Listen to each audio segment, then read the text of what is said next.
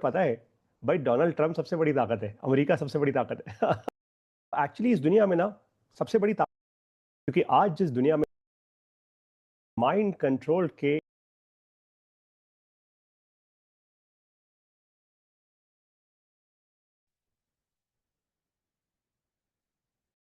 अच्छे से जानते हैं आप लोग। मैंने इसलिए शुरू किया क्योंकि आज जिस दुनिया में, जिस जमाने में हम रहते हैं, उस दुनिया को समझ पाना, उस दुनिया को जी पाना अब इतना आसान नहीं है। अब एक्चुअली इस दुनिया में ना सबसे बड़ी ताकत पता है क्या है? अगर आपसे सवाल करूंगा तो आप कहोगे हाँ हाँ पारी, तो सर हमें पता है भाई, डोनाल्ड ट्रंप सबसे बड़ी ताकत है, अमेरिका सबसे बड़ी ताकत है। खैर, आपका ये जवाब भी गलत नहीं होगा। वो इसलिए क्योंकि भाई डोनाल्ड ट्रंप हो या अमेरिका हो, आज पूरी दुनिया पे अपना सिक्का तो यही चला रहे हैं। तो बात तो ठीक है, लेकिन इस दुनिया की सबसे बड़ी ताकत आपको समझाता हूं, जो आज से 1000 साल पहले भी थी, इनफैक्ट हजारों साल पहले भी थी, और जो आज भी है। ये ताकत है दिमाग को कंट्रोल कर पाने की, माइंड को कंट्रोल कर पाने की।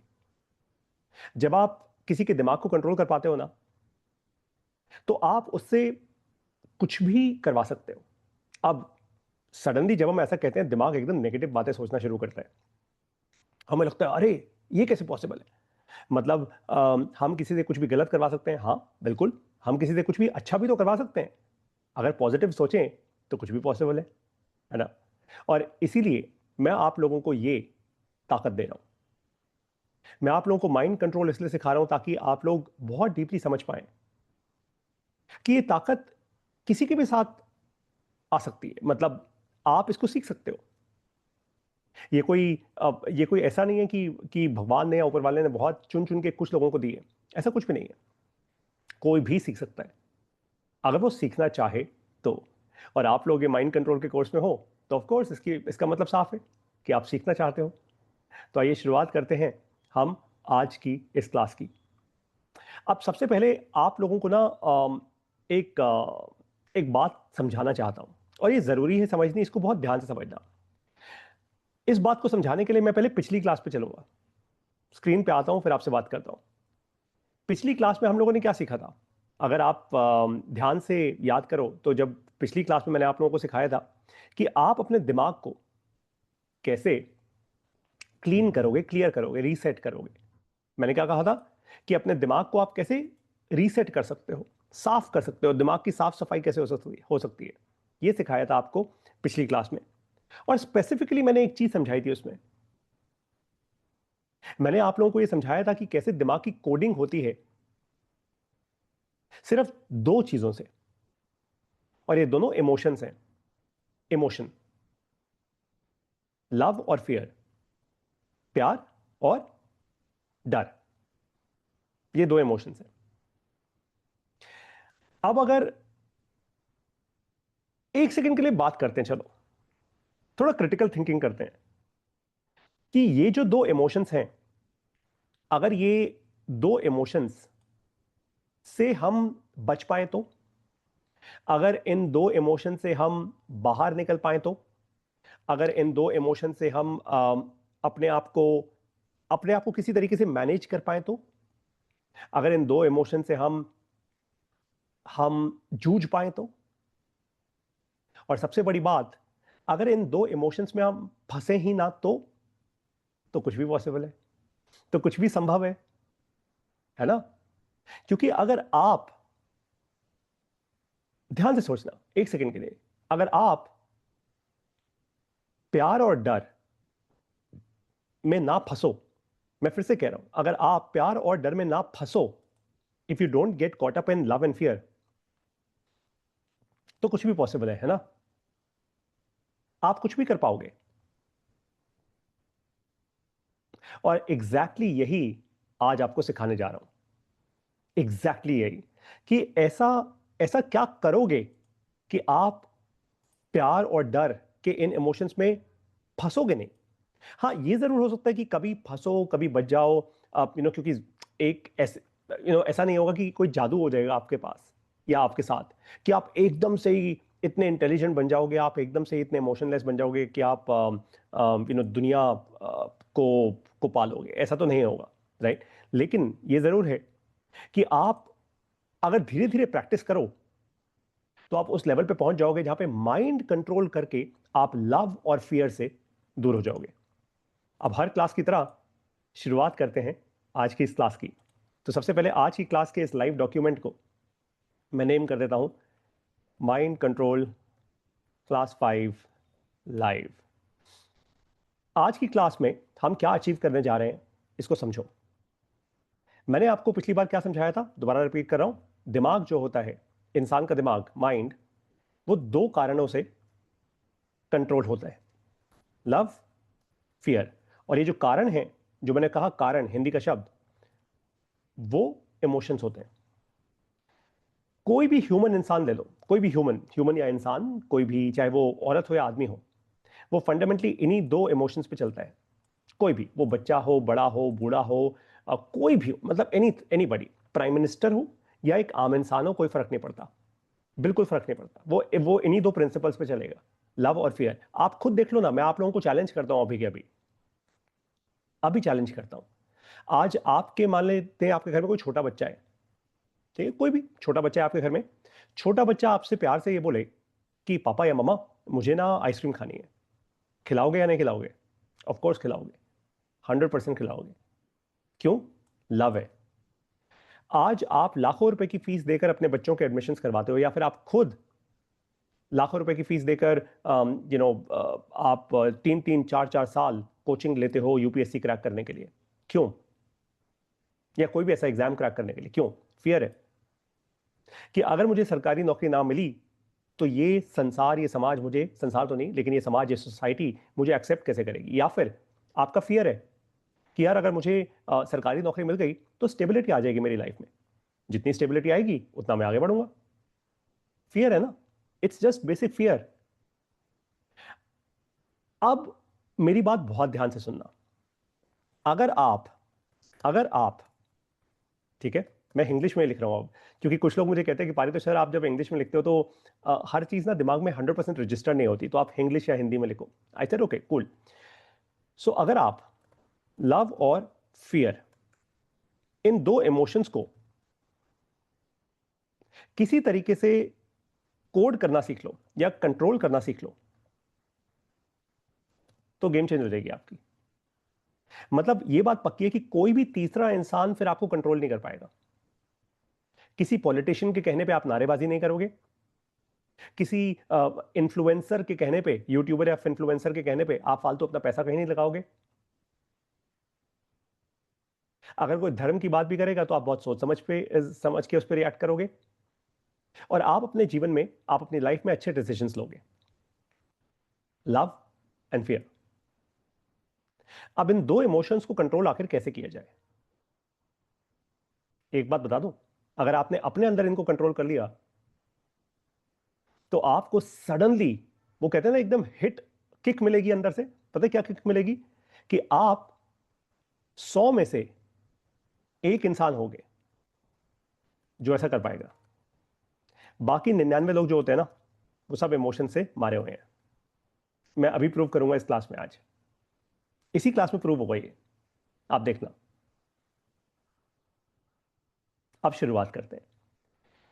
पिछली क्लास में मैंने आप लोगों को एक बहुत क्रिटिकल एलिमेंट दिया था कि अपने दिमाग को कंट्रोल करने के लिए सबसे इंपॉर्टेंट टूल जो होता है वो क्या होता है? साइलेंस, चुप्पी, शांति।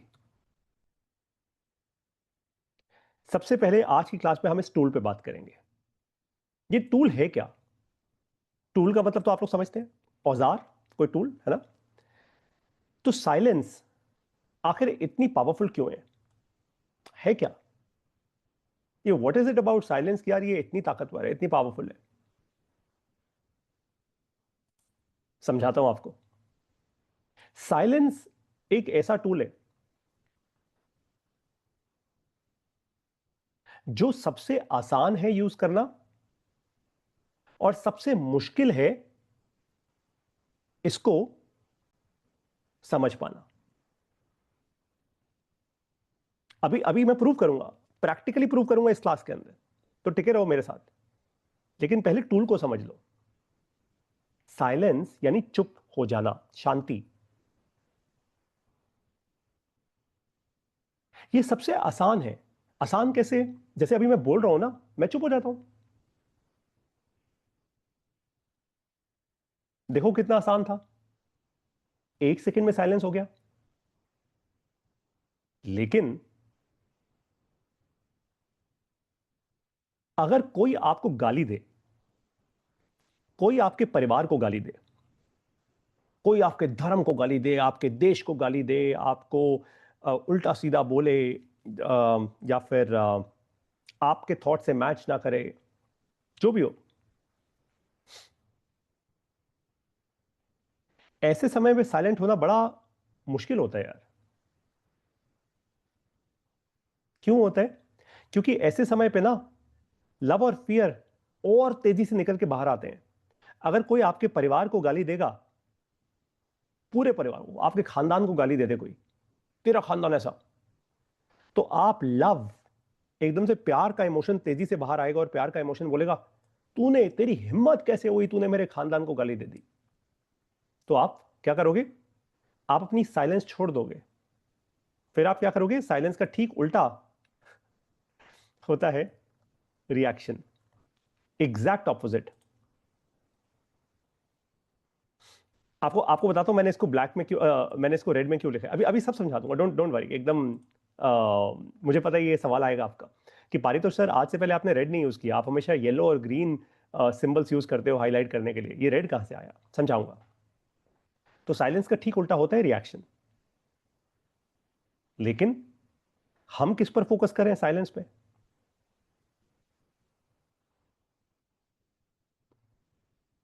आपको एक बात तो समझ आ गई होगी कि मैं जब जब माइंड कंट्रोल की बात करता हूं, मैं तब तब क्या करता हूं? सवाल पूछता हूं, सवाल करता हूं, क्वेश्चन करता हूं। माइंड कंट्रोल करने के लिए ना सबसे इंपॉर्टेंट चीज यही है, सवाल या क्वेश्चन। अगर आप ध्यान से देखो तो आपके एजुकेशन सिस्टम से सबसे बड़ी चीज क्या डिलीट की गई? सवाल करने की ताकत, क्वेश्चन करने की ताकत। आपको बोला गया जो आपकी किताब में लिखा है वो सच है। आपको समझाया गया बस जो किताब में लिखा है बस वही पढ़ के एग्जाम में वही रट के उसी को उगल के आना है, उस पर आपको नंबर मिलेंगे। तो आपने ये पूछा ही नहीं कि क्या ये सही है या ये गलत है। आपने सिर्फ उसको रटा, उसी को सच मान लिया और एग्जाम में जाके रटाए, मतलब उगल आए, और एग्जाम में आपको नंबर मिल गए। अब जब एग्जाम में आपको नंबर मिले तो आपको लगा अरे वाह, मैं तो बड़ा इंटेलिजेंट हूं, मैं तो चैंपियन हूं यार, मेरे से बड़ा चैंपियन कौन है इस दुनिया में, क्योंकि मेरे तो नंबर आ गए, मैं तो बहुत बड़ी चीज हूं। और आपका ये पैटर्न बन गया लाइफ में कि बस जो किताब में लिखा है, सवाल जवाब मत करो, वही सही है। बस ऐसे ही करते करते आपने एक दिन डिग्री पा ली और ऐसे ही करते करते एक दिन नौकरी मिल गई। फिर जब नौकरी में गए तो बॉस के सामने सवाल नहीं कर सकते, बॉस ने जो कहा है वो सही है, बॉस इज ऑलवेज राइट। और ऐसे ही आपकी जिंदगी एक दिन खत्म हो गई। 100 में से शायद एक या दो ऐसे लोग होते हैं जो सवाल करते हैं, क्वेश्चन करते हैं हर चीज को।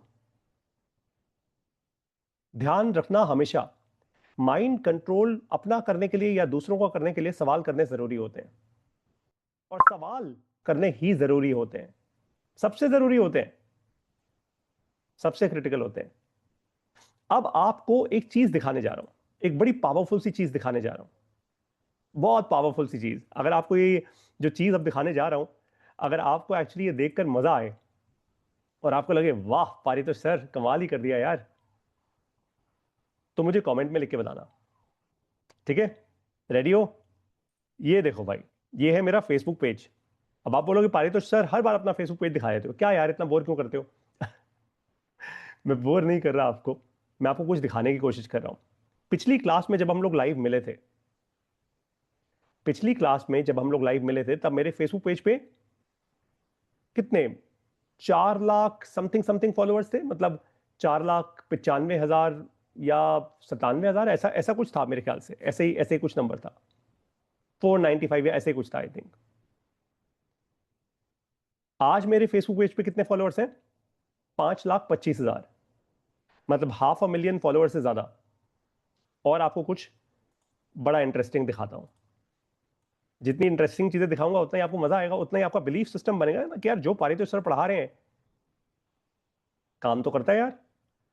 क्योंकि अगर पारितो सर के लिए वो चीज काम कर रही है तो हमारे लिए भी करेगी। ये देखो भाई, पिछले 28 दिन में, पिछले 28 दिन में, यानी एक महीना, एक तरीके से एक महीना समझ लो आप, पिछले 28 दिन में मेरी वीडियोस पर फेसबुक पर 13 मिलियन व्यूज आए हैं। 13 मिलियन, मतलब 1.3 करोड़। तो ये तो बहुत बढ़िया है। पिछले 90 दिन में देख लेते हैं जरा, last 90 days, almost 28 million views, 27.5 कह लो या 28 मिलियन व्यूज कह लो। 70,000 दिन तक का कंटेंट देखा गया है। 7,28,000 कंटेंट इंटरेक्शन हुए हैं। Not bad at all. ये तो बढ़िया है यार, बहुत बढ़िया है इनफैक्ट। नहीं, ये है ताकत माइंड कंट्रोल की। आज मेरा फेसबुक पेज इतना एक्टिव है, इतना एक्टिव है, इतना एक्टिव है कि लोग धड़ाधड़ कमेंट्स कर रहे हैं, धड़ाधड़, एक के बाद एक, मतलब हर रिफ्रेश पे कमेंट्स आ रहे हैं। हर 4 या 5 घंटे में, या हर 6 घंटे में, या आप लगा लो ऑन एन एवरेज हर 10 घंटे में एक तरीके से मेरे पास 1 से 2,000 नए फॉलोअर्स आ रहे हैं। कैसे हो रहा है ये सब कुछ? दिखाता हूं आपको। ये हो रहा है मेरी वीडियोस के कारण। ये तो बात पता है आपको। अब मैंने कल कुछ ये वीडियोस पोस्ट करी। एक वीडियो पोस्ट करी 25 जुलाई 2025, भूलना मत। अब आप बोलोगे 25 जुलाई कौन सी बड़ी डेट थी यार? 15 अगस्त याद है, 26 जनवरी याद है, 2 अक्टूबर याद होती है भैया। हमें अपनी धार्मिक जो डेट्स होती हैं, हमारी धार्मिक हॉलीडेज होती हैं, वो याद है कि ईद कब आती है और होली कब आती है और दिवाली कब आती है, और यू नो और और जितने भी धर्मों के अलग अलग इवेंट्स हैं वो कब आते हैं। लेकिन हमें 25 जुलाई तो किसी ने नहीं बताया। तो 25 जुलाई 2025 को राजस्थान के गवर्नमेंट स्कूल में ज्यादा बारिश होने के कारण छत गिर गई थी, जिसमें 7 बच्चे गिर के मर गए थे, दब के मर गए थे, I am sorry, Om Shanti. बाकी 20 बच्चों का कुछ पता नहीं। और ये तो सरकारी फिगर्स हैं, ये तो अखबार में छपी थी, इससे ज्यादा ही हुई होंगी। जो अखबार में छपता है वो असली थोड़ा होता है सब कुछ। इसलिए 25 जुलाई 2025 कभी भूलना, मैं तो कभी नहीं भूल पाऊंगा। मैं अपने जीवन में कभी भी ये डेट नहीं भूल पाऊंगा कि दुनिया की चौथी सबसे बड़ी इकोनॉमी में, दुनिया की चौथी सबसे बड़ी इकोनॉमी में ऐसा भी होता है कि एक सरकारी स्कूल की छत गिर जाती है जिसमें बच्चे दबके मर जाते हैं। बच्चे, छोटे छोटे। मैं तो नहीं भूल पाऊंगा, इम्पॉसिबल है। और अगर आप भूल गए हो तो फिर तो हमारी आत्मा ही बेकार है, फिर तो हम खाली से लोग हैं, फिर तो अंदर से पूरे खोखले हो चुके हैं। खैर, मैंने दूसरी वीडियो की, मिडिल क्लास की नौकरी खत्म, सडनली इसके 1 लाख व्यूज होने वाले हैं। यहां पे बात समझ आ रही है?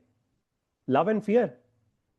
25 जुलाई 2025 वाली वीडियो में लव और फियर दोनों था। मिडिल क्लास की नौकरी खत्म, इसमें लव भी है, फियर भी है। कैसे? मिडिल क्लास को अपने आप से प्यार है, हर इंसान को अपने आप से प्यार होता है। फियर, डर है भैया, नौकरी कैसे खत्म हो गई। फिर मैंने एक वीडियो करी, ऑनलाइन 1 करोड़ कैसे, ये तो वायरल कोर्स के लिए थी। फिर मैंने एक वीडियो करी, आम आदमी खास सरकार। धीरे धीरे ये भी चल रही है। इसमें मैंने लव और फियर कुछ डालना नहीं था एक्चुअली, इसमें तो मैंने एक एक व्यंग्य किया था, एक तंज कसा था। लव फियर नहीं डाला था, अगर लव फियर डालता ना ये भी चल जाती। फिर मैंने एक वीडियो करी, भारत कहां फेल हुआ, एजुकेशन और हेल्थ केयर पे, इसके 10,000 व्यूज आए, and so on and so fourth. एक वीडियो करी परसों, अंधभक्त कौन है। अब लोगों को लग रहा था कि अंधभक्त में मैं बीजेपी का नाम लूंगा या मैं कांग्रेस का नाम लूंगा, मैं पॉलिटिकल ट्विस्ट दूंगा इसको। मैंने नहीं दिया। मैंने कहा भाई अंधभक्त तो वो होता है जो एजुकेशन और हेल्थ केयर पे सवाल नहीं करता, साफ हवा ना मिले उस पर सवाल नहीं करता, एम्स दिल्ली के बाहर गरीब लोग बेचारे कड़ाके की ठंड में मर रहे हैं उस पर सवाल नहीं करता। गरीबी हटाओ के नारे सारे नेता देते हैं, लेकिन गरीबी नहीं हटती, उस पर सवाल नहीं करते। अंधभक्त तो वो है, अंधभक्त पॉलिटिकल पार्टी का नहीं है। और लोगों ने कहा, जो पढ़े लिखे लोग हैं, वो मेरी वीडियोस पे आके कह रहे हैं वाह यार, ऐसा आज से पहले किसी ने सोचने को, मतलब बताया ही नहीं किसी ने कि ऐसा भी सोच सकते हैं। एक मैंने वीडियो करी, बाप बेटी फेल, जिसमें अभी करीब 10,000 व्यूज आए हैं। कोई दिक्कत नहीं मुझे, क्योंकि इसके अंदर फियर नहीं है ना, इसके अंदर सिर्फ लव है। शार्क टैंक पे ये बाप बेटी का ये लोग आए थे शार्क टैंक पे, और इनको फंडिंग नहीं मिली। तो कुछ लोगों ने ये बोला कि देखो ये बाप कितना बेकार है यार, इसको पता था कि मुझे फंडिंग नहीं मिलेगी, लेकिन फिर भी अपनी बेटी को फेलियर दिखाने ले आया, वो भी टीवी पे, नेशनल टेलीविजन पे, लाइव टेलीविजन पे, लाइव मतलब टेलीविजन पे। कितनी गलत बात है। लेकिन मैंने जो वीडियो बनाई, मैंने वो कहा कि ये फेल नहीं हुए, यही तो असली जीत है।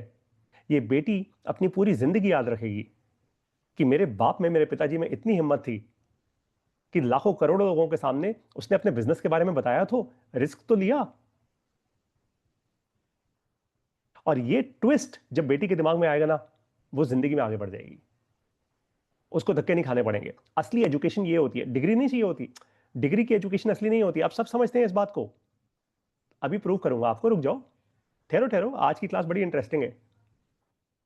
असली एजुकेशन डिग्री की नहीं होती, असली एजुकेशन तो ये होती है। फिर मैंने एक वीडियो करी, लोन लेकर फंस गया इंडिया। अब इसमें फियर और लव दोनों है। फियर क्यों भैया, लोन लोगे तो वापस तो करोगे। 31,000 व्यूज, अब इसके 1 लाख व्यूज हो जाएंगे जल्दी। फिर मैंने एक वीडियो करी, देवता नाराज हो गए क्या उत्तराखंड और हिमाचल से, बर्फ क्यों नहीं पड़ी अभी तक, इसके 10,000 व्यूज है। आप देख रहे हो, आप पैटर्न देख रहे हो, जहां जहां लोगों को पैसे का, धर्म का डर और प्यार दोनों आ रहा है, तेजी से बढ़ती हैं वीडियोस। और जहां जहां मैं लॉजिक की बात कर रहा हूं, वो उतनी तेजी से नहीं बढ़ती। खैर कुछ वो भी बढ़ जाती है, डोंट वरी। अब आपको एक और चीज दिखाता हूं। मैंने एक वीडियो करी, आदमी फूतिया औरत बढ़िया, ये मैरी कॉम के ऊपर थी, 9 ही हजार व्यूज आए। खैर ये भी आगे बढ़ेगी धीरे धीरे। फिर एक वीडियो करी जिसमें कहा भारत गरीब क्यों है, उसके 3.5 लाख व्यूज हो गए। सबसे बढ़िया जो एग्जाम्पल आया, वो आया विवेकानंद को किसने मारा। और ये बहुत काम की वीडियो है ये देखना आप, विवेकानंद को किसने मारा, भारत का दोगलापन। ऑलमोस्ट 2 मिलियन व्यूज होने वाले हैं इसके। और कुछ लोगों ने मुझे गालियां भी दी। कोई दिक्कत नहीं भाई, ऐसी बातों पर गालियां तो खानी पड़, it's okay, it's all right. देश को जगाने के लिए, लोगों को जगाने के लिए गालियां खानी पड़ती हैं। मैं आप लोगों को सिखा रहा हूं, कुछ बहुत इंपॉर्टेंट सिखा रहा हूं। मैं आप लोगों को ये सिखाने की कोशिश, और ये मैंने एक इवेंट पे मैं गया था, एक्चुअली मैं तो चुपचाप ऑडियंस की तरह गया था, और अपना बिल्कुल मुंह ऐसे नीचे करके गया था, ताकि किसी के इवेंट में जाकर क्योंकि बहुत सारे लोग मुझे वहां जानते थे एकदम। इनफैक्ट जब मैं इवेंट के अंदर घुसा, कुछ लोगों ने कहा अरे इसको तो देखा है हमने, देखा है देखा है देखा है। अब यार इतनी वीडियोस जब लोग देख रहे हैं तो ऑफकोर्स, तो इसलिए मैं आराम से चुपचाप पीछे बैठकर शांति से सुनने गया था कि क्या इवेंट है क्या नहीं है। वहां पे मुझे ये एक लड़का मिला बिहार से, इसने मुझे तुरंत पहचान लिया, कहता सर मैं आपसे मिलना चाहता हूँ। मैंने इसकी कहानी सुनी, मुझे अच्छा लगा, तो मैंने इसको फीचर किया, ऐसे ऐसे बात करी, उस पर कुछ व्यूज आए, 46 या 48, जो भी 50,000 व्यूज होने वाले हैं, राइट। आप लोगों को एक मुद्दे की बात समझ आ रही होगी, क्या बात है वो, लव एंड फियर। ये पूरी दुनिया ऐसे चलती है, स्पेशली भारत का इंसान ऐसे ही चलता है। क्यों, क्यों चलता है? क्योंकि भारत में हम लॉजिक से नहीं सोचते, भारत में हम इमोशन से सोचते हैं। यही सच है, that is just the ultimate truth. मैं जब 12 साल पहले सिलिकॉन वैली गया था, यूएस, तब मुझे वहां पे सीखने को मिला था कि वहां पे लोग ना लॉजिकली सोचते हैं, वहां पे इमोशन से कुछ नहीं चलता। आप वहां पे जाके इमोशन दिखाओ, किसी से कुछ मांगो, कोई आपकी आवाज भी नहीं सुनेगा, उनको फर्क नहीं पड़ता। वो हमारे जैसे नहीं है कि दया दृष्टि दिखा के हाय यार चलो भीख दे दो इसको यार, ना ना ना ना, वो नहीं करेंगे, वो मना कर देंगे आपको मुंह पे। और आपको लगेगा है ऐसा कैसे हो गया, ये तो बड़ी गलत बात है। लेकिन वही सही है, उससे प्रोग्रेस होता है, उससे आप फालतू की डिबेट्स में और फालतू की बातों पे नहीं चलते। अब आपको जब ये बात समझ आ गई कि लव और फियर के कारण देखो कहां कहां पहुंच रहे हैं पारितोष सर, और मैं आप लोगों को बता दूं, कि मेरा जो फेसबुक पेज है और धीरे धीरे मेरा जो सोशल मीडिया है, मैं अब बहुत जल्दी एक शो लॉन्च कर रहा हूं, इसको एक शो में बना रहा हूं मैं। और उस शो को बनाने का केवल एक ही मकसद है कि मैं इस देश को जागरूक और साथ में समझदार बना पाऊं। बस समझदार और जागरूक। जागरूक मतलब जो जागा हुआ इंसान है, समझदार मतलब जो समझदारी की बात कर सकता है, मतलब किसी भी मुश्किल मुश्किल से मुश्किल टॉपिक को भी समझदारी से समझ सकता है, शांति से समझ सकता है। इसलिए आज आपको यह सिखा रहा हूं। अब बात समझ आई? अच्छा, अब इससे पहले मैं आपको यह समझाऊं कि साइलेंस बिल्ड कैसे करेंगे। मैं अब आप लोगों को कोई कुछ चीजें दिखाऊंगा और मैं चाहता हूं कि पूरी ऑनेस्टी से, पूरी सच्चाई से आप लोगों के मन में जो भी पहला कमेंट आए मुझे आप कमेंट में लिख के बताओगे। ठीक है? कमेंट लिखने का आपके पास ऑप्शन है, चैट करने का ऑप्शन है। तो जो भी चीज आपको दिखाऊंगा उससे आपके मन में जो भी पहला थॉट आएगा, जो भी एकदम सच्चाई से, ऐसे कवर ववर मत करना कि यार अच्छे शब्द बोलने हैं, नहीं नहीं नहीं, ये खुल के इस क्लास में खुल के बात करो। गाली आ रही है मन में, गाली लिख देना, इट्स ओके। ठीक है भाई, शुरुआत करें। तो आपको कुछ चीजें दिखा रहा हूं और उस पर फिर आप रिएक्ट करोगे। पहली चीज, ये पहली चीज, और ये वीडियोस हैं बाय द वे, और जहां पे भी वीडियो में अंग्रेजी ज्यादा होगी मैं आपको हिंदी में बता दूंगा, तो घबराना मत कि ऐसे कि यार अरे ये तो हमें समझ ही नहीं आया, इसका क्या मतलब है, वो मैं बता दूंगा। ये वीडियो जो है न्यूज़ 9 लाइव करके एक टीवी चैनल है और जाना माना चैनल है, ऐसा नहीं कि ये कोई खराब चैनल है। ये वीडियो ये कहने की कोशिश कर रही है कि भारत की जो टॉप 5 आईटी कंपनीज है जहां पे मिडिल क्लास सबसे ज्यादा काम करता है। भाई मिडिल क्लास के बच्चे कहां जाते हैं? आईटी कंपनी में ही जाते हैं, इन्फोसिस, विप्रो, टीसीएस, इनमें ही जाते हैं, है ना। तो जो टॉप 5 आईटी कंपनीज हैं, उन्होंने पिछले क्वार्टर, पता है कितने लोग टॉप 5 ने मिला के कितने लोग हायर किए? 1,000, 2,000, 10,000, 50,000, 17 लोग हायर किए। 17, ध्यान से सुनो। And our top story at this hour, India's once high growth IT job engine is now showing signs of deep structural change. The country's top 5 IT firms, including Tata Consultancy Services, Infosys, Wipro, HCL Tech, and Tech Mahindra, collectively added just 17 net employees in the first 9 months of 25-26 financial year, a staggering drop from 17,764 net hires recorded in the same period a year ago. This near freeze in hiring reflects several headwinds the sector is currently battling, from slower demand and tightened client spending to broader macroeconomic uncertainty and more dominant use of AI in service delivery globally. At the heart of the slowdown is TCS, India's largest IT exporter, which reduced its workforce by more than 25,800 employees after announcing cuts, which were equal to roughly 2% of its total workforce. आपको समझाता हूँ ये madam क्या कह रही हैं।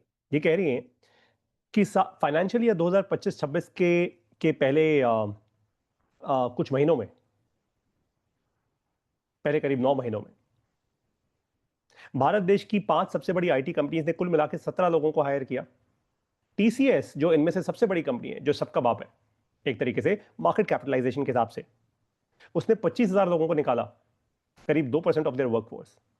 ये madam कह रही हैं ऐसा इसलिए हुआ क्योंकि आर्टिफिशियल इंटेलिजेंस यूज होना शुरू हुई, काफी सारे प्रोसेसेस ऑटोमेट हुए, और साथ में हेडविंड्स आई इनको क्लाइंट से। हेडविंड्स का मतलब क्या होता है? एक होती है टेलविंड, एक होती है हेडविंड। हेडविंड मतलब रुकावट आ रही है आपको। रुकावट किस चीज से? भाई आप लोगों को पता ही होगा, ये सारी की सारी जो कंपनीज हैं, इनका सबसे ज्यादा रेवेन्यू कहां से आता है? भारत से थोड़ा आता है, फॉरेन कंपनी से आता है। फॉरेन कंपनीज इनको प्रोजेक्ट्स देते हैं, प्रोजेक्ट्स यहां पे होते हैं, मतलब यहां पे एग्जीक्यूट होते हैं, तो वहां से आता है।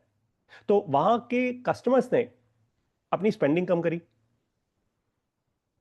और अमेरिका जो सबसे बड़ा देश है, जो एक तरीके से एक बहुत लार्ज एम्प्लॉयर है, वहां पे ट्रंप साहब ने अपनी अपनी बातें कही, तो ट्रंप साहब के कारण भी बहुत कुछ हुआ। लेकिन मुद्दे की बात बहुत साफ है कि ये कोई वन ऑफ चीज नहीं है, और एआई ऐसा नहीं है जाने वाला है, एआई तो अभी आने वाला है।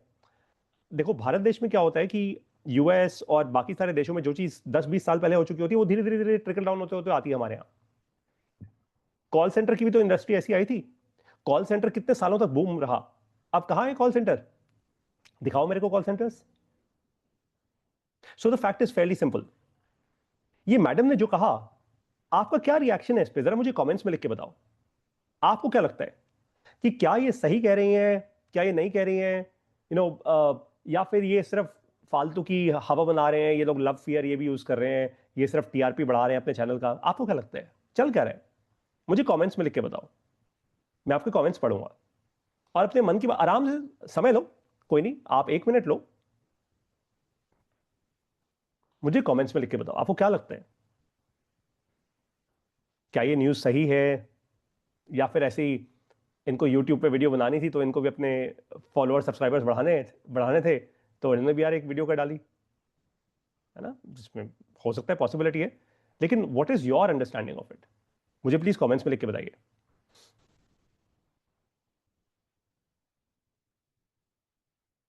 मैं आपके कमेंट्स का वेट कर रहा हूं। जो भी आपके दिमाग में आता हो, अपने शब्दों को रोकना मत, जो भी दिमाग में आता हो।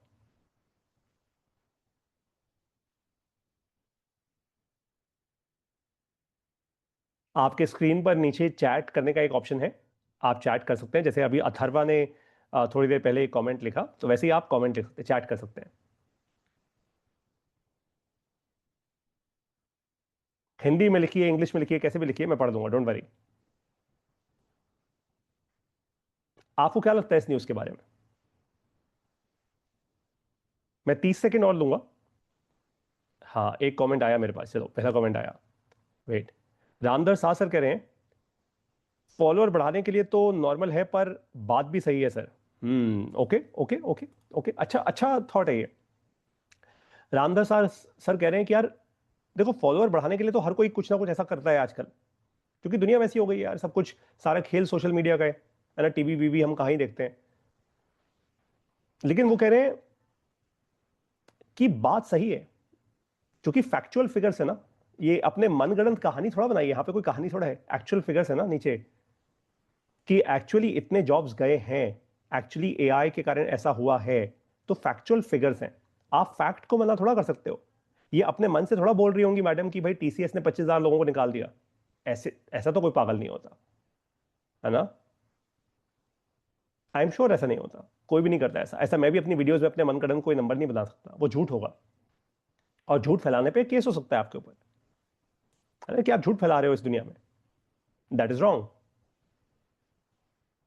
चलो, तो अभी तक रामधर साहब सर ने अपना एक एक क्रिटिकल थॉट मुझे दिया, और यही मैं चाहता हूं आप लोग क्रिटिकल थॉट डेवलप करो। राइट, पहली चीज कि फॉलोअर बढ़ाने के लिए तो है सर, लेकिन बात भी सही है इनकी। ओके, अब एक काम करते हैं, मैं आपको एक और वीडियो दिखा रहा हूं।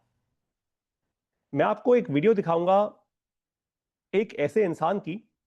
ओके, एक और कमेंट आया पवन कुमार सर का, कह रहे हैं सर वैसे तो सही कहा, कह रही हैं, और आने वाला टाइम में तो हर कोई एआई यूज करेगा, और और और वो एक तरफ से अच्छा भी है, जिससे माइंड भी ओपन हो रहा है एआई से।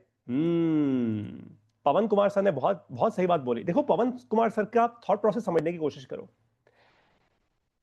इनके कमेंट से ना लग रहा है कि ये अपने आप से बात कर रहे हैं, ये अपने आप से बात करते करते इन्होंने कमेंट लिखा है, मतलब अंदरूनी बात चल रही है इनकी, अपनी इंटरनल कॉन्वर्सेशन चल रही है।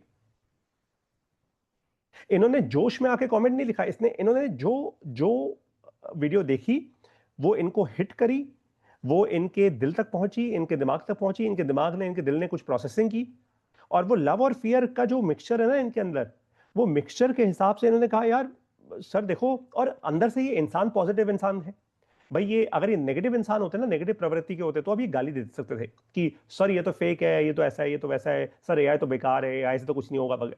लेकिन ये पॉजिटिव प्रवृत्ति के इंसान है, तो इन्होंने कहा सर वैसे तो ये सही कह रही हैं, और आने वाला टाइम तो एआई का ही है।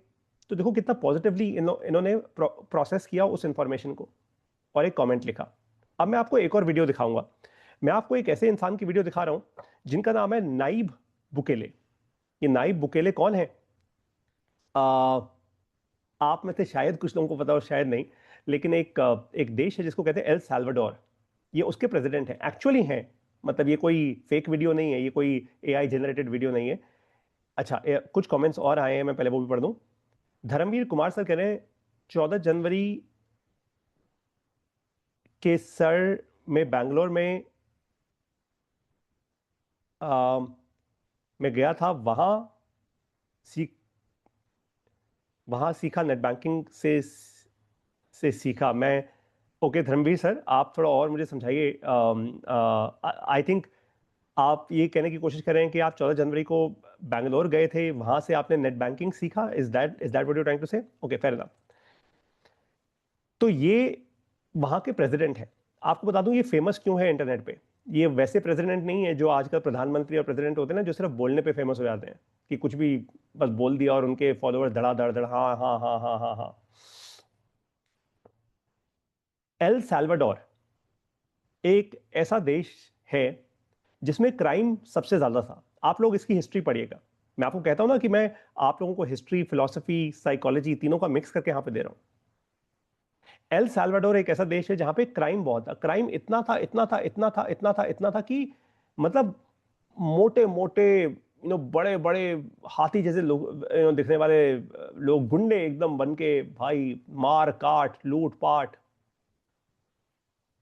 औरतों के साथ गलत हरकतें, सब कुछ यहां सब कुछ था। और उसके बाद ये यंग नाइब बुकेले साहब आए। अब जरा इनकी एज पढ़ लेते हैं जरा। नाइब बुकेले एज 44 साल के हैं। मतलब ये मुझसे फंडामेंटली 4 साल बड़े हैं आज नाइब बुकेले जी। ठीक है, ये प्रेसिडेंट है एल साल्वाडोर के। आप गूगल पे देख पा रहे हैं ऑफ कोर्स इस बात को। मैं वापस चलता हूं अपने ट्विटर के स्क्रीन पर, ट्विटर यानी एक्स जो प्लेटफॉर्म है। अब इनकी एक वीडियो है। ये वीडियो मैंने बहुत पहले देखी थी, आज आप लोगों के लिए मैंने स्पेसिफिकली मैं ढूंढ के लाया हूं इस वीडियो को। तो इनकी वीडियो में ये कह रहे हैं, मैं आपको थोड़ा हिंदी में बता दूं क्योंकि ये तो अपनी भाषा में बात कर रहे हैं, नीचे इंग्लिश में लिखा आ रहा है, मैं आपको हिंदी में बता देता हूं। ये कह रहे हैं कि आपको कभी भी अगर क्राइम से लड़ना हो, आपको अगर क्रिमिनल से लड़ना हो, तो भैया वो समय चला गया जब क्रिमिनल्स को आप एजुकेशन दे सकते थे, क्रिमिनल्स को आप स्कूल वापस भेज सकते थे, क्रिमिनल्स को आप प्यार से समझा बुझा सकते थे, जेल भेज सकते थे। इन्होंने क्या किया? इनकी सबसे बड़ी अचीवमेंट पता है क्या है? एल साल्वाडोर एक ऐसा देश है जो कंप्लीटली भाई बर्बादी की तरफ जा रहा था, क्योंकि वहां पे क्राइम और क्राइम ही क्राइम हो गया था सब कुछ, है ना। इन्होंने आके वहां पे कहा कि भाई तुम अगर गुंडे हो तो तुमसे बड़ा गुंडा मैं हूं। इन्होंने पुलिस को ऐसी ताकत दी, ऐसी ताकत दी, और आज एल साल्वाडोर एक्चुअली वहां पे क्राइम करने से लोग डरते हैं, एक्चुअली डरते हैं। आप ये देखो, crime rate in El Salvador before and after Bukele. ये देखो लोगों ने ये सब भी किया हुआ है। ये देखिए, बिफोर बुकेले, प्री 2019 में, 2019 से पहले, high homicide rates. El Salvador was once considered the homicide capital of the world. मतलब इसमें बहुत सारी गलत बातें होती हैं। होमिसाइड का ये मतलब होता है कि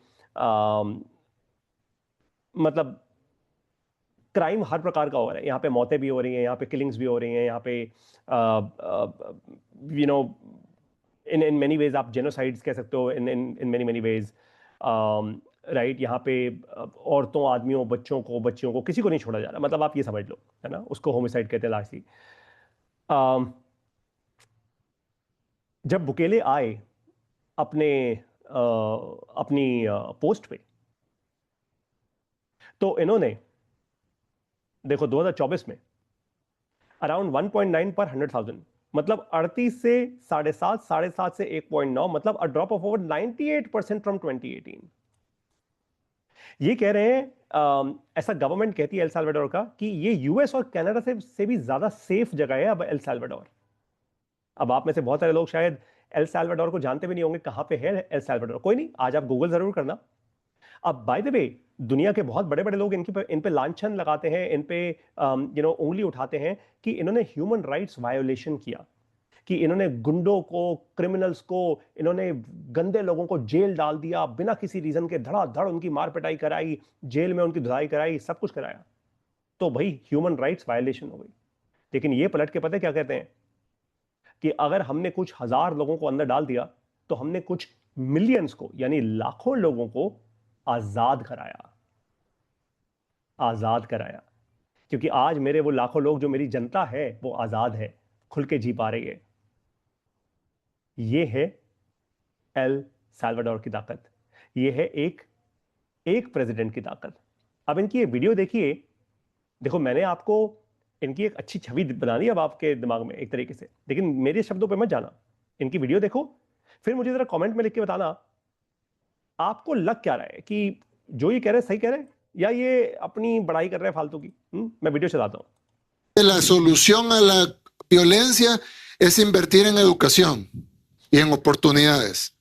Yo le dije, tiene toda la razón. Si un país invierte en educación y en oportunidades, esos niños no se convertirán en delincuentes, o por lo menos en su gran mayoría no lo harán. Pero eso se lo hubiera dicho al gobierno de hace 20 años, porque estos criminales no tienen 4 años para mandarlos a kinder. Estos criminales ya se graduaron de matar, de la Universidad del Crimen, ya violaron, ya mataron, ya cortaron cabezas, ya le cortaron las manos a la abuelita. Ya no es de mandarlos a la escuela, ya no es de darles una oportunidad. Además, ¿qué oportunidad les podemos dar? ¿Les podemos pagar un estipendio por no ser criminales como hacen otros países? Les pagan, básicamente es un incentivo para ser criminal, porque ahora hacen dinero de la criminalidad y encima reciben dinero del gobierno, mientras un montón de jóvenes no tienen trabajo. ¿Qué incentivo hay para un joven trabajador que le cuesta día a día ganarse sus pesitos para que llegue el delincuente y se los quite? El incentivo entonces es ser delincuente para quitar y no ser trabajador para que se lo quiten. Entonces, presidente, la única forma de solucionar un problema que ya existe de inseguridad es con fuerza, con la fuerza del Estado, que yo lo he dicho en otras ocasiones, todo Estado es más fuerte que sus grupos criminales presentes en su territorio. तो fundamentally of course आपको और मुझे इनकी भाषा समझ नहीं आई, which is okay. भाषा क्योंकि ये हमारी नहीं है इसलिए नहीं समझ आई। आप इस वीडियो को एआई को दे सकते हैं, एआई आपके लिए डिकोड कर देगा। मैं आपको समझाता हूँ ये क्या कह रहे हैं। ये कहने की कोशिश कर रहे हैं कि भाई क्रिमिनल्स जो है ना, उन्होंने क्रिमिनल्स की यूनिवर्सिटी से डिग्री करी हुई है, वो नहीं संभलेंगे। ये कह रहे हैं कि मैं बाकी देशों जैसा नहीं हूँ, कि जो कह रहे हैं भाई क्रिमिनल्स को अगर वापस एक नई जिंदगी जीने का मौका दो, उनको आप जॉब्स दे दो, नौकरी दे दो, वो छोटी मोटी और पैसा। ये बोल रहे हैं ऐसा नहीं होगा। ये बोल रहे हैं कि भाई साहब वो क्रिमिनल है, वो इंसान ऐसा है जिसने औरतों के साथ गलत काम किया है, जिसने ग्रैंड मदर, इसने बोला है कि दादी नानी के उम्र की औरतों के हाथ काटे हैं, जिन्होंने बच्चों को मारा है, जिन्होंने किलिंग्स की हैं, लोगों को मौत के घाट उतारा है, जिन्होंने सर काटे हैं लोगों के, सब कुछ किया है, सारे क्राइम्स किए हैं। और जिन्होंने ये क्राइम किया, ये कह रहे हैं ये मतलब इन लोगों को वापस मुझे लाना ही नहीं अपनी मेन स्ट्रीम में। ये उस लायक ही नहीं है कि ये मेन स्ट्रीम में लाए जाएं। और ये कह रहा है कि अगर ऐसा हो गया तो जो आम इंसान है, जो आज मेहनत करके अपना पैसा कमाता है दिन और रात, वो छोटा मोटा पैसा कमाता है, और फिर ये क्रिमिनल उसके पास आते हैं, उसको डरा धमका के उससे पैसा ले जाते हैं। तो उस आम इंसान के पास इंसेंटिव कोई है ही नहीं काम करने का, फिर तो वो भी क्रिमिनल बन जाएगा। ऑब्वियस ही बात है, सही तो कह रहे हैं यार, है ना भाई? अगर गुंडों के पास पैसा कमाना ज्यादा आसान हो गया तो फिर आम इंसान काम ही क्यों करे? वो भी गुंडा बन जाए, वो भी बंदूक उठा ले फिर तो, है ना? हमारे भारत में एक पिक्चर आई थी पान सिंह तोमर, उसके साथ यही तो हुआ था पान सिंह तोमर के साथ। अरे वो ओलंपिक लेवल एथलीट बन सकता था पान सिंह तोमर, लेकिन उसको क्या बनना पड़ा? ये आप सब अब अगेन हम कभी उस पर भी डिस्कस करेंगे, and it is not a joke, हम डिस्कस करेंगे, मैं अपनी वीडियोस में भी डिस्कस करूंगा, क्योंकि वो अपने आप में एक बहुत बड़ी केस स्टडी है। वो फेलियर है हमारे कंट्री का, फेलियर है हमारे सिस्टम का। खैर, मैं ये चाहता हूं कि अब आप लोग मुझे कमेंट में लिख कर बताओ कि आपको ये वीडियो देखकर क्या लग रहा है। क्या ये बंदा सही है? Is he right in saying this? या आपको भी लगता है कि नहीं यार, ये तो ह्यूमन राइट वायलेशन है? कि आपको भी लगता है कि यार दूसरा मौका देना चाहिए क्रिमिनल्स को? भाई उनके पास भी जीने का अधिकार तो है। बात तो सही है भाई, ह्यूमन राइट तो है तो ह्यूमन, है ना? तो जीने का अधिकार तो है। एक बार गलत काम कर लिया तो क्या उसको दूसरा मौका? आपको क्या लगता है? आपका क्या कहना है इस पे? आपका क्या विचार है इस पे? और जो भी विचार है खुल के कहना। मेरी क्लास में कोई किसी पे लांछन नहीं लगा सकता, मेरी क्लास में किसी को डरने की जरूरत नहीं है। जो कहना है खुल के कहना है एकदम। जिसने यहाँ पे गलत शब्दों का इस्तेमाल किया, मतलब गाली गलौज करी अगर किसी एक दूसरे के साथ, वो तुरंत बाहर है ना? वो इस कोर्स से बाहर है। So don't worry about that. मैं इतना डिसिप्लिन हमेशा मेंटेन रखूंगा यहाँ पे इज्जत चलेगी, है ना, इज्जत हमारी करेंसी है, इज्जत चाहिए यहाँ पे, बस इज्जत से बात करोगे तो इज्जत मिलेगी, और नहीं करोगे तो यहाँ से धक्का मिलेगा, वो क्लियर है। तो खुल के कहिए, खुल के अपनी बात रखिए, अपने मन की बात रखिए। मुझे बताइए, मुझे कमेंट्स में लिख के बताइए आपको क्या लग रहा है अंदर से, और आप थोड़ा सोच के लिखना कमेंट, थोड़ा थोड़ा क्रिटिकल थिंकिंग करके लिखो कि क्या ये ह्यूमन राइट्स वायलेशन है या नहीं है। क्या ये सवाल पूछो अपने आप से, राइट, कि यार मतलब कहीं ऐसा तो नहीं है कि ये बंदा अपने आप को हीरो बनाने की कोशिश कर रहा है। और ऐसा क्या हुआ कि पुलिस इसके साथ जुड़ गई, मतलब इससे पहले जो कंट्री के प्रेसिडेंट रहे होंगे वो क्यों नहीं कर पाए काम। तो पहला कमेंट आ गया मेरे पास, रामदास शाह जी कह रहे हैं human rights violation, human rights वी, तो मतलब रामदास शाह जी, मैं, अच्छा उन्होंने डिलीट कर दिया अपना कमेंट, ओके चलिए कोई नहीं, कोई नहीं, कोई नहीं, कोई नहीं, it's okay, it's fine, it's fine, it's fine भाई लोग। यहाँ पे कोई आपको आपको किसी कटघरे में नहीं खड़ा कर रहा। आप मुझे सोच समझ के लिख के बताओ, आपको क्या लगता है, आपका दिल क्या कह रहा है, आपका दिमाग क्या कह रहा है।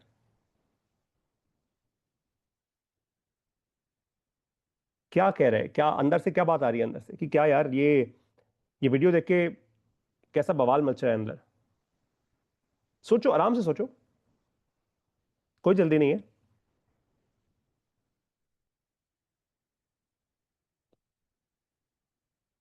लेकिन मुझे कमेंट में लिख के बताओ, वो जरूरी है।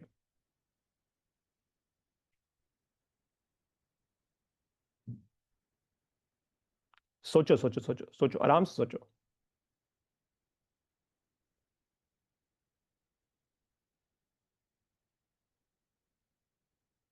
देखते हैं कौन भेजेगा अपना पहला कमेंट।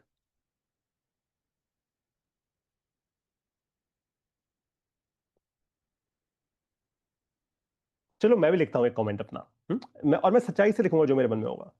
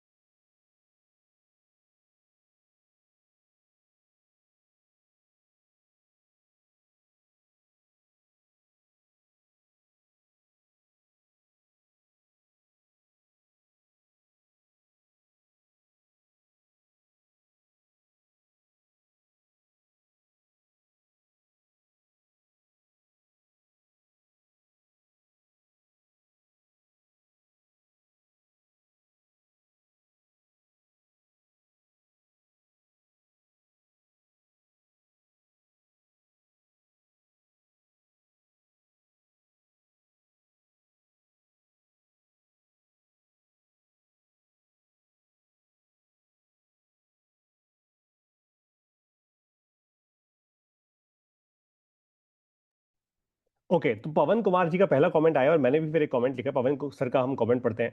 कह रहे हैं सर, जिसकी हैबिट एक बार बन गई तो वो दोबारा वही काम करेगा मेरे हिसाब से। तो सही कहा, कह रहा है, ताकि एक बार बना रहे, और ऐसा इंडिया में भी होना चाहिए। मैं दुबई में काम किया तो हम भी रूल के साथ ही चलते थे। बहुत बढ़िया पवन सर, बहुत बढ़िया, धमाकेदार, मजा आ गया यार पवन जी, बहुत बढ़िया, फैंटास्टिक फैंट। आप मेरा कमेंट पढ़ो, मेरा कमेंट एकदम आपके साथ साथ का है एकदम। मैंने लिखा है कि मुझे लगता है कि प्रेसिडेंट बुकेले ने सही किया। मेरे हिसाब से इंसान जैसा होता है वो बदलता नहीं।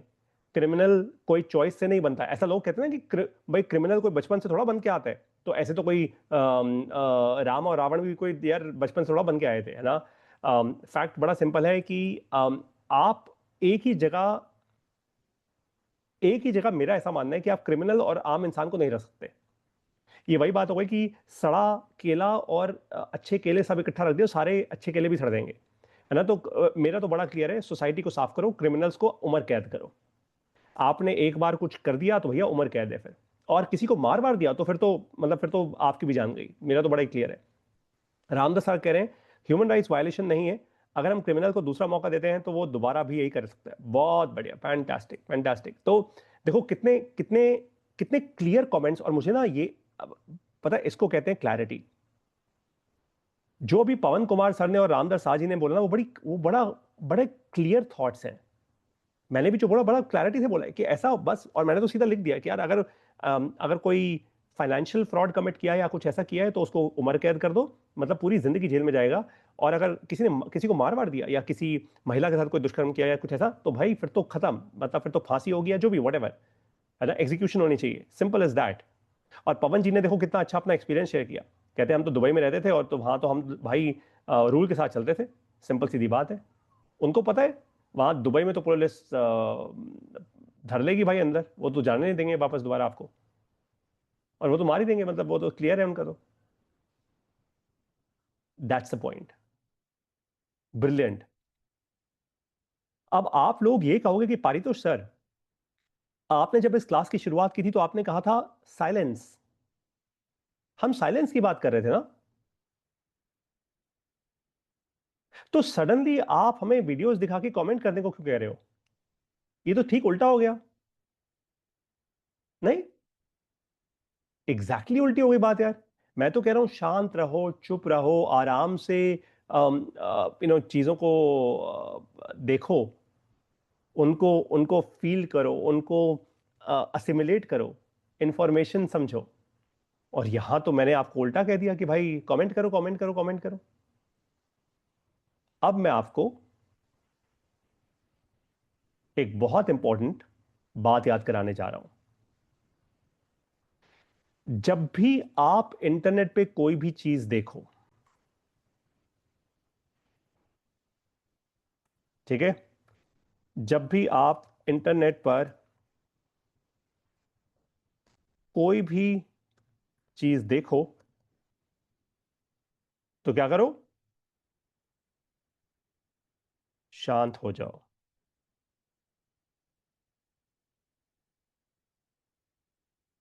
इसका मतलब, मैं ऊपर से कॉपी पेस्ट कर देता हूं, इसका मतलब आपको रिएक्शन नहीं देना। सामने आपको अभी स्क्रीन पर रिएक्शन दिख रहा है, मैं इसको रेड कर देता हूं, जैसे ही कर दूंगा हट जाएगा, है ना, बस गायब। आपको रिएक्शन नहीं देना।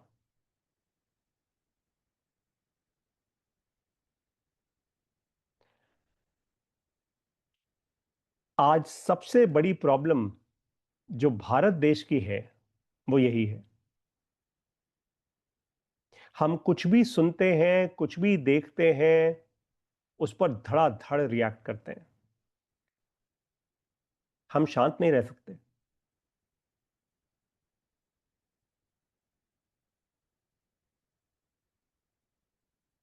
और फिर अगर धर्म या जाति से रिलेटेड कोई टॉपिक्स आ जाए तो पॉलिटिशियंस को पता है ना, अरे ये देश इतना बेवकूफ है, इतना लाचार है, यहां के लोग इतने इतने इतने बर्बाद हो चुके हैं कि इनको कंट्रोल करने के लिए दम भी नहीं लगाना पड़ेगा।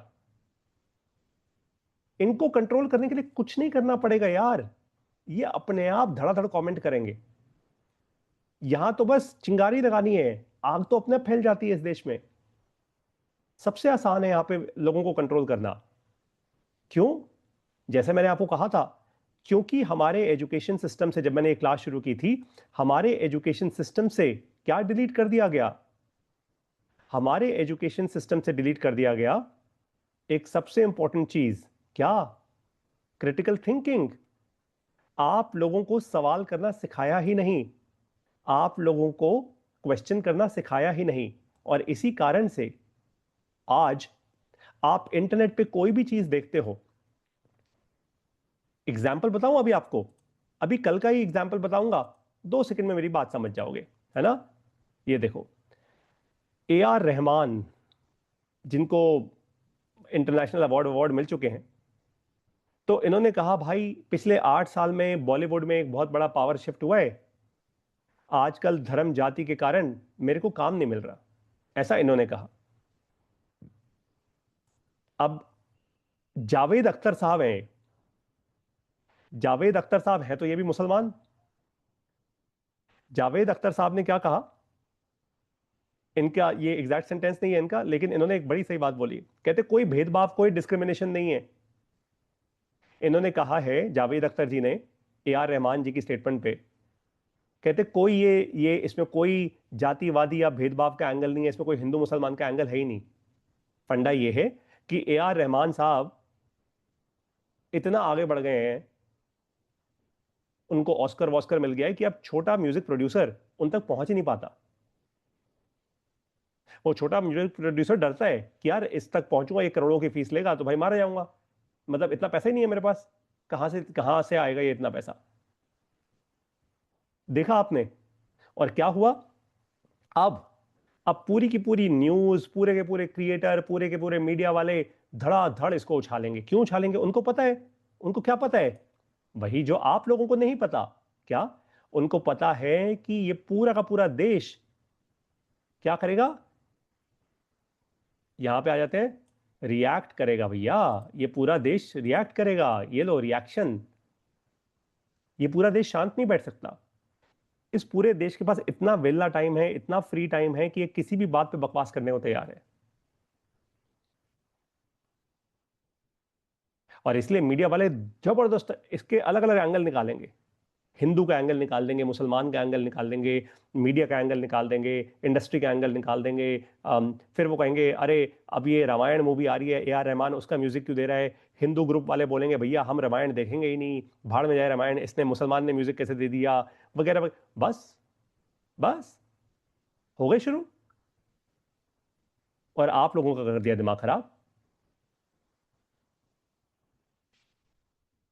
इसलिए अगर आपको सचमुच अपनी जिंदगी में सफल होना है ना, बहुत सक्सेसफुल होना है, मैंने आज से कुछ समय पहले, कुछ महीने पहले आप लोगों को बताई थी एक बात।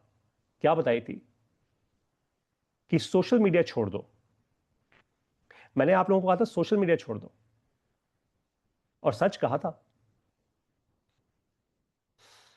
छोड़ दो से मेरे दो मतलब थे। या तो कंप्लीटली छोड़ दो अगर आपके बस की बात नहीं है, अगर आपके मन में एकदम बवाल खड़ा हो जाता है, एंजाइटी हो जाती है, आपको आपको कोई बीपी शीपी ना हो जाए भाई, डिप्रेशन ना हो जाए, या फिर शांत रहना सीख लो। अभी थोड़ी देर पहले जब मैंने आपको कुछ वीडियोस दिखाई और आप लोगों से बोला कि कमेंट करो कमेंट करो कमेंट करो, मुझे मैसेज में लिख के बताओ, तो अच्छा किया आप लोगों ने कुछ लिखा, आपने अपने एटलीस्ट दिल की बात बाहर निकाली। और कुछ कमेंट्स तो मुझे बहुत ही अच्छे लगे, क्योंकि बहुत क्लैरिटी ड्रिवन कमेंट्स थे। लेकिन एक्चुअली पता है मैं क्या चाह रहा था आप लोगों से, आप में से कोई इंसान तो मुझे पलट कर ये कहता कि पारितोष, हम तो साइलेंट रहना सीख रहे हैं ना, हम तो माइंड कंट्रोल सीख रहे हैं, तो मैं कमेंट क्यों करूं, why should I comment at all. आपको ये सवाल करना चाहिए था ना, नहीं? क्या आप लोगों को मुझसे ये सवाल नहीं करना चाहिए था कि पारितोष, अगर मैं कमेंट करूंगा तो फिर आप मेरे को लव और फियर के उसी उसी लूप में लेके जा रहे हो, जिससे आप मुझे बाहर निकालने की कोशिश कर रहे हो पारितोष, उसी चीज में आप मुझे वापस धकेल रहे हो, नहीं? तो आप लोगों ने ऐसा क्यों नहीं सोचा, आपके दिमाग ने ऐसा क्यों नहीं सोचा? आप समझ आई बात? आपको यह बात समझ आई कि मैं आपका माइंड कंट्रोल कर रहा था? अब आपको पहली बार यह बात समझ आएगी कि emotion makes you weak. Love and fear is equal to weakness. Weakness का मतलब कमजोरी। जब शरीर की इम्यूनिटी अंदर से खत्म हो जाती है तो क्या होता है, शरीर को बीमारियां लग जाती हैं। कोविड होता है, कैंसर होता है, फंडामेंटली हर बीमारी अपने आप में एक लाइफस्टाइल बीमारी है, fundamentally at the core of it all.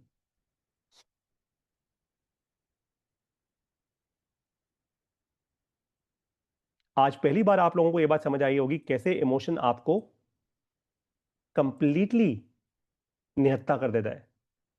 आपके अंदर ताकत रहेगी नहीं, रहे इम्पॉसिबल है। और अगली क्लास में आपको एक बहुत बड़ी बात बताऊंगा, इमोशन प्लस भीड़। भीड़ भीड़ भीड़ मतलब भीड़ समझते हो ना हिंदी में, बहुत सारे लोग, मतलब एक इंसान नहीं, 100,000 500 लाख 10 लाख 50 लाख 1 करोड़ भीड़। इमोशन प्लस भीड़ इज इक्वल टू, पता है क्या होता है?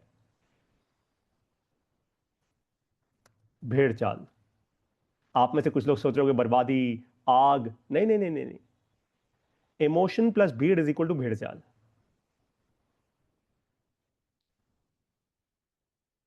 बर्बादी होती है 100%। और ऐसा ही होता है।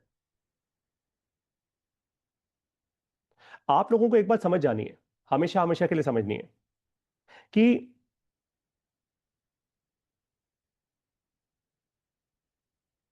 जब जब आप किसी भी चीज पे तुरंत रिएक्ट करोगे, तब तब आप हारोगे।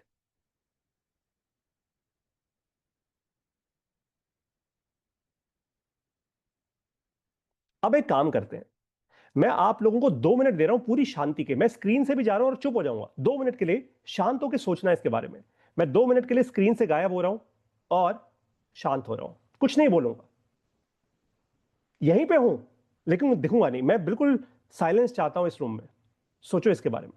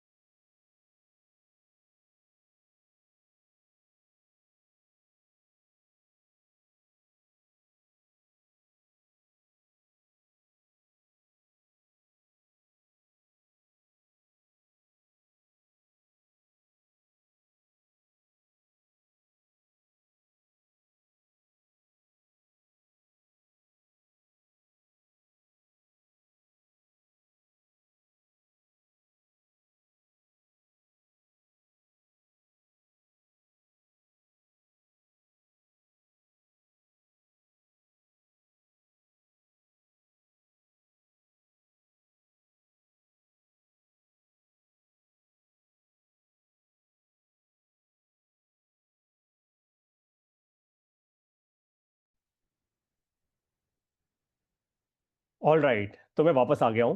आप लोगों को धन्यवाद इस थॉट प्रोसेस में मेरे साथ साथ लेने के लिए। मुझे नहीं पता इन 2 मिनट में आपने क्या सोचा होगा, या सडनली आप लोग अपनी सीट से उठ के कहीं चले गए होंगे, या फिर आपकी अटेंशन डिस्ट्रैक्ट हो गई होगी। वो मुझे नहीं पता, क्योंकि मैं आपके साथ नहीं बैठा इस समय।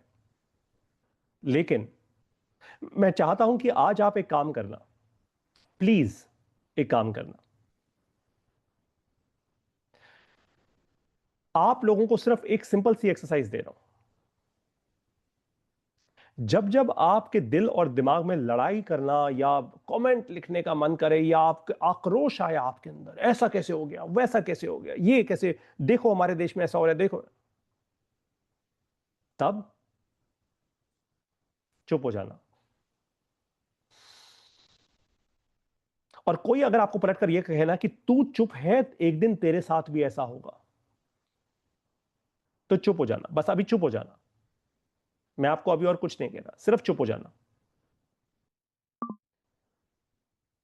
1 महीना, 2 महीना, 3 महीना, 6 महीना, 9 महीना, 12 महीना, आप जितना चुप रहना सीख जाओगे ना, आप माइंड कंट्रोल करना सीख जाओगे।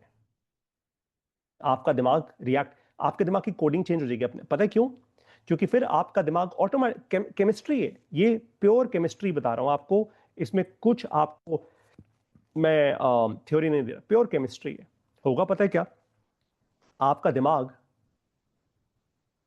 जब रिएक्ट करना बंद करेगा ना, तो जो केमिकल्स होते हैं जो लव और फियर क्रिएट करते हैं आपके अंदर, वो डिसइंटीग्रेट होने शुरू हो जाएंगे अपने आप। मतलब धीरे धीरे धीरे, ना तो प्यार से आपको रिएक्ट करने का मौका मिलेगा, ना डर से। प्यार और डर आपको तंग करना छोड़ देंगे धीरे धीरे। अब हो सकता है कुछ लोगों में 3 महीने में हो जाए, कोई लोग बहुत ही महान व्यक्ति हो, आप तो 1 महीने में भी अचीव कर लोगे, और कुछ लोग 12 महीने लगा देंगे ये करने में। लेकिन ये दुनिया का सबसे अच्छा रास्ता है।